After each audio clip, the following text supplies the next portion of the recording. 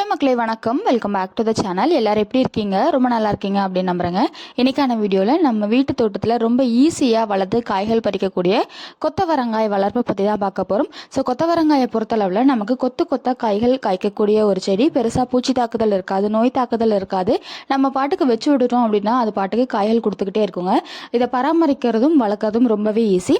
அதை பற்றின ஒரு டீட்டெயில்டு வீடியோ இன்றைக்கி பார்க்கலாம். நம்மக்கிட்ட பார்த்தீங்க அப்படின்னா மாடித்தோட்டத்துக்கு தேவையான க்ரோ பேகு, சீட்ஸ், ட்ரென்சல் மேட்டு, பயோ ஃபர்டிலைசர்ஸ் எல்லாமே இருக்குது. இப்போ புதுசாக வந்துட்டு மூலிகை செடிகள், பூச்செடிகளும் கொண்டு வந்திருக்கோங்க. வேணுங்கிறவங்க வாட்ஸ்அப் பண்ணுங்கள். கொரியர் அண்ட் பார்சல் சர்வீஸ் மூலமா அனுப்பி வச்சுருக்கோம். கோயம்புத்தூர் இருக்கீங்க அப்படின்னா டெலிவரி அவைலபிளாக இருக்குங்க. டெலிவரி காஸ்ட் வந்து எக்ஸ்ட்ரா வருங்க. நம்ம வீட்டு தோட்டம் இல்லைனா மாடி தோட்டத்தில் வளர்க்கக்கூடிய காய்கறிகளில் கொத்தவரையும் ஒன்று. பெருசாக மெனக்கடல் இல்லாமல் ரொம்ப ஈஸியாக வளர்த்துடலாம். இதுக்கு விதைகள் பார்த்துட்டிங்க அப்படின்னா நமக்கு கடைகளில் கிடைக்குது, மார்க்கெட்லேயும் கிடைக்குதுங்க. ஸோ அந்த விதைகளை நீங்கள் வாங்கி போட்டிங்க அப்படின்னா விதைகள் போட்டு ஒரு வாரத்தில் எல்லாம் வந்துட்டு செடிகள் நல்லா வளர ஆரம்பிச்சிடும். கொத்தவரையை பொறுத்தளவில் இதுக்கான அமைப்பே பார்த்துட்டிங்கன்னா உங்களுக்கு பூவும் காயோடு தான் சேர்த்து வளர்ந்துட்டே இருக்கும். நமக்கு மற்ற காய்கறிகள் இருக்கு இல்லையா, அந்த கத்திரிக்காயோ வெண்டைக்காயோ நீங்கள் வளர்க்குறீங்க அப்படின்னா ஒரு 40 நாள் செடி நல்லா வளர்ந்ததுக்கப்புறம் தான் உங்களுக்கு பூக்கள் வைக்கும். ஆனால் இந்த கொத்தவரையை பொறுத்தளவில் உங்களுக்கு செடி வந்துட்டு ஒரு 3/4 அடி 1 அடி வரதுக்குள்ளேயே வந்துட்டு உங்களுக்கு பூவும் பிஞ்சோடையா இந்த செடி வந்து வளர்ந்துக்கிட்டே இருக்கும். நீங்கள் நாற்று போட்டும் நடலாம், இல்லைன்னா நீங்கள் வந்துட்டு டேரெக்டாகவே மண்ணில் விதைச்சிடலாங்க. ஸோ நீங்கள் விதைகள் விதைக்கிறீங்க அப்படின்னா 5லிருந்து 7 நாட்களுக்குள்ளே இந்த விதை வந்து முளைச்சி வந்துடும். இதை நம்ம எப்போ மறுநடவு பண்ணணும் அப்படின்னா, இந்த செடி இருக்கு இல்லையா, ஸோ செடி வந்துட்டு ஒரு 7 இன்ச் 8 இன்ச் வருது அப்படிங்கும்போது நீங்கள் மறுநடவு பண்ணணும். இந்த செடியை பொறுத்தளவில் நம்ம டிலே பண்ணவே கூடாதுங்க. வளர்ந்து உங்களுக்கு ஒரு 3வது இலையோட இடுக்கிலே பார்த்துட்டிங்கன்னா பூக்கள் வர ஆரம்பிச்சிடும். ரொம்ப சீக்கிரமாகவே பூக்கள் காய்கள் வைக்கக்கூடிய காய் அப்படின்னா இந்த கொத்தவரை தாங்க. இதுக்கான மண் கலவை பார்த்துட்டிங்கன்னா முடிஞ்ச அளவு கொஞ்சம் லூஸான மண் கலவையாக வச்சுக்கோங்க. 1 பங்கு மண், 1 பங்கு கோகோபீட், 1 பங்கு தொழு உரம் இல்லைன்னா மண்புழு உரம் நீங்கள் கலந்துக்கலாம். இது கூட கொஞ்சமாக உயிரினங்களும் நம்ம கலந்துக்கலாங்க. ஸோ இந்த செடி வளர்க்குறோம் அப்படின்னா இதில் வரக்கூடிய ஒரே ஒரு விஷயம் என்ன அப்படின்னா, இது வந்து காற்றுக்கு வந்து தாங்காது, வெயிட் தாங்காதுங்கனால நம்ம வந்து சப்போர்ட் சிஸ்டம் இதுக்கு தேவைப்படுதுங்க. செடி வந்துட்டு ஒரு அடி 1.25 அடி வளருது அப்படிங்கும்போதே ஒரு குச்சி ஏதாவது வச்சு நம்ம கட்டி விட்டுட்டோம் அப்படின்னா இது வந்து சூப்பராகவே உங்களுக்கு வந்து வளர ஆரம்பிக்கும்.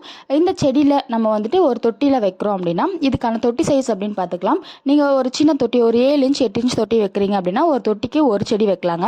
இல்லை நான் 12க்கு 12 க்ரோ பேக் பெரிய பேக்கில் வைக்கிறேன் அப்படின்னா இந்த 12க்கு 12 பேக்லேயே நீங்கள் வந்து 3 செடி வரைக்குமே வைக்கலாம். ஸோ இது வந்துட்டு பெருசாக வேர் போகாது. அதே மாதிரி பக்கக்கிளைகள் அதெல்லாம் வந்துட்டு ரொம்ப பெருசாக வளராதுங்க. உங்களுக்கு ஹைட்டாக மட்டும்தான் வளரும். வளர வளர வந்து பூக்கள் காய்கள் வச்சுக்கிட்டே இருக்கும். இந்த செடியை பொறுத்தளவில் நமக்கு பெருசாக பூச்சி தாக்குதல், நோய் தாக்குதல் இருக்கிறது இல்லைங்க. நான் இது வரைக்கும் பார்த்ததில் இதுக்கு பூச்சி தாக்குதல் பெருசாக தேவையில்லை. இருந்தாலுமே உங்களுக்கு பூச்சி வர மாதிரி ஃபீல் ஆகுது அப்படின்னா 15 நாளுக்கு ஒரு தடவை நம்ம வேப்பம் புண்ணாக்கு கரைசல் இல்லைனா வேப்ப எண்ணெய் கரைசல் நம்ம வந்து அடிச்சு விட்டுக்கலாம். வேர் வழியாகவும் கொடுக்கலாம், இலைகள் வழியாகவும் ஸ்ப்ரே பண்ணி விட்டுலாம்.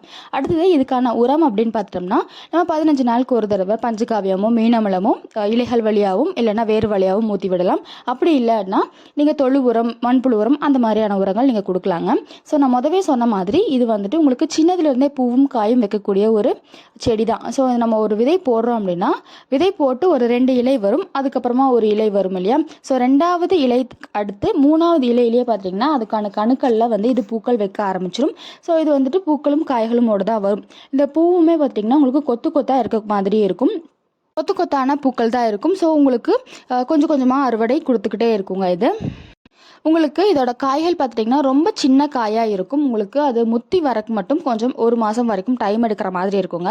இந்த பூக்கள் வந்து உதிராமல் இருக்கிறதுக்கு என்ன பண்ணலாம் அப்படின்னா, பூக்கள் பிடிக்கிற டைமில் புளிச்சமோர் கரைசல் வந்து கொடுக்கலாம். இல்லைன்னா பெருங்காயத்தை தண்ணியில் கரைச்சி நம்ம இலைகள் வழியாகவும் அந்த செடியில் நம்ம ஊற்றி விடும்போது இந்த பூக்கள் உதிர பிரச்சனை கண்ட்ரோல் ஆகுது. கொத்தவரையில் நமக்கு எக்கச்சக்கமான சத்துக்கள் இருக்குங்க. ஆனால் நிறைய பேர் சொல்கிற கம்ப்ளைண்ட் என்ன அப்படின்னா, இது வந்து சாப்பிட்டா கேஸ் பிடிச்சிருது அப்படின்ற மாதிரிலாம் சொல்லுவாங்க. அதுக்கு நம்ம வந்துட்டு இஞ்சி பூண்டு வந்துட்டு நம்ம சமையலில் கொத்தவரை செய்கிறோம் அப்படின்னா கொஞ்சமாக தட்டி போட்டுக்கும் போது இந்த கேஸ் பிடிக்கிற ப்ராப்ளம் கம்மியாக இருக்கும். கொத்தவரையை பொறுத்தளவில் நமக்கு இது படர்ந்து வளரக்கூடிய செடி கிடையாது, ஹைட்டாக வளரக்கூடிய செடி தான். ஆனால் ஒவ்வொரு இலைகளுக்கு கீழேயுமே பார்த்திங்கன்னா உங்களுக்கு நிறைய பூக்களும் பிஞ்சுகளும் இருந்துகிட்டே இருக்கும். இப்போது உங்களுக்கு பூக்கள் வைக்கிது, பிஞ்சுகளாக மாறுது அப்படிங்கும்போது அதுக்கு தேவையான சத்துக்கள் கரெக்டாக கிடைச்சிது அப்படின்னா அந்த காய் வந்துட்டு நல்லாவே பெருசாக வளருதுங்க. நம்ம கடைகளில் வாங்கக்கூடிய காய்கள் மாதிரியுமே நம்ம வீட்லேயுமே வளர்த்து அறுவடை எடுக்க முடியுங்க. அந்த காய்களை நாம் பறித்து எடுக்கும்போது தான் மறுபடியும் பூக்கள் நிறைய வச்சு அதுலேயும் நிறைய பிஞ்சுகள் வச்சுட்டே இருக்குது. ஸோ காய் வந்துட்டு இருக்குது பத்தாது அப்படின்றக்காக நம்ம செடியிலே விட்டோம் அப்படின்னா அது வந்து சீக்கிரமாக முத்திரும். அதே மாதிரி வேறு இருக்கக்கூடிய பூக்கள் காய்கள் வந்து வராமையும் போயிருங்க. கொத்தவரையை பொறுத்தளவில் இதுக்கு பர்டிகுலராக சீசன் அப்படிங்கிறது கிடையாதுங்க. வருஷம் 365 நாளுமே இது நல்லா வளரும், காய்களும் கொடுத்துக்கிட்டே இருக்கும். அதே மாதிரி நமக்கு கத்தரிக்காய், வெண்டைக்காய், தக்காளி எல்லாம் எப்படி வெயில் நிறைய தேவைப்படுமோ அதே மாதிரி கொத்தவரங்காய்க்கும் நிறைய வெயில் தேவைப்படுங்க. குறைஞ்சது ஒரு 6ல இருந்து 8 மணி நேரம் வெயில் படுற மாதிரியான இடத்துல வச்சுட்டீங்க அப்படின்னா செடி ரொம்ப நல்லா வளர்ந்து நல்ல காய்களும் நமக்கு கொடுக்குங்க. இது நமக்கு சீசனல் பிளான்ட் தான். ஒரு 3 மாதம் 4 மாதம் பலன் கொடுக்கும். அதுக்கப்புறமா மறுபடியும் நம்ம புது செடிகள் வைக்கிற மாதிரி இருக்குங்க. நம்ம கொத்தவரை வீட்டில் வளர்க்குறோம் அப்படின்னா நம்ம வீட்டுக்கு தேவையான செடிகள் ஒரு 5-6 செடிகள் வச்சாலே போதுங்க. நமக்கு கொத்து கொத்தா நிறைய காய்கள் கொடுத்துக்கிட்டே இருக்கும். உங்களுக்கு எக்ஸ்ட்ரா கூட ஒரு 2 செடி வச்சுக்கலாம். இன்கேஸ் ஏதாவது நோய் தாக்குதல் ஒரு செடி இறந்துச்சு அப்படின்னா கூட இன்னொரு செடிகளை வச்சுட்டு நம்ம அதுலேருந்து அறுவடை எடுத்துக்கலாங்க. கொத்தவரையை பொறுத்தளவில் இதுக்கான இலைகளுமே பார்க்கறதுக்கு ரொம்ப அழகாக இருக்குங்க. நம்ம அழகு செடியாகவும் இதை வளர்க்கலாம். இதிலிருந்து காய்களும் பறிச்சுக்கலாம். இந்த வீடியோ யூஸ்ஃபுல்லாக இருக்கும்னு நினைக்கிறேன். வீடியோ பிடிச்சிருக்கு அப்படின்னா லைக் பண்ணிக்கோங்க. மறக்காம நம்ம சேனலை சப்ஸ்கிரைப் பண்ணிக்கோங்க. தேங்க்யூ.